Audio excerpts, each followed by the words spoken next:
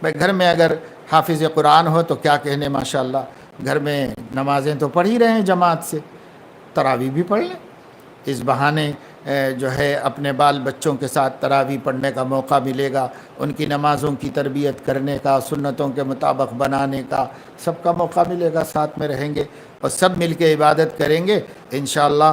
جو لذت اور جو خوشی مسجد میں جا کر تراویح با جماعت پڑھنے سے حاصل ہوتی تھی، انشاءاللہ گھر والوں کو لے کر گھر میں تراویح پڑھنے سے اللہ تعالیٰ وہ خوشی بھی دے گا، وہ اجر و ثواب بھی اللہ تعالیٰ عطا فرمائے گا۔ اور رمضان کی راتیں عبادت کرنے کے لیے ہیں۔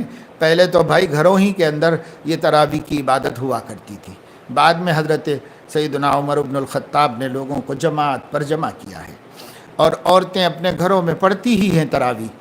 اب یہ ہے کہ اس مرتبہ اگر ایسی ضرورت پیش آ گئی تو مرد بھی گھروں کے اندر تراویح پڑھ لیں گے، نفل نماز ہے، اس کا صحیح مقام گھر ہی ہے، لہذا گھر کے اندر ہی جماعت کے ساتھ پڑھ لیں۔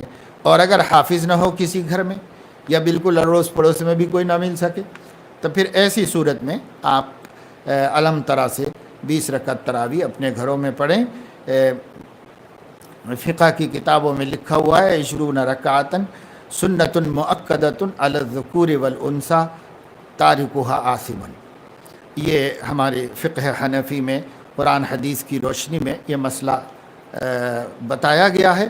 20 رکعتیں تراویح کی رمضان کے مہینے میں عشاء کی نماز کے بعد وتر کی نماز سے پہلے پڑھنا مردوں اور عورتوں دونوں پر سنت مؤکدہ ہے، اور اس کا ترک گناہ کبیرہ ہے۔ اس وجہ سے ہمیں اس کا ترک نہیں کرنا چاہیے، بلا عذر کے، عذر سے ترک ہو سکتا ہے۔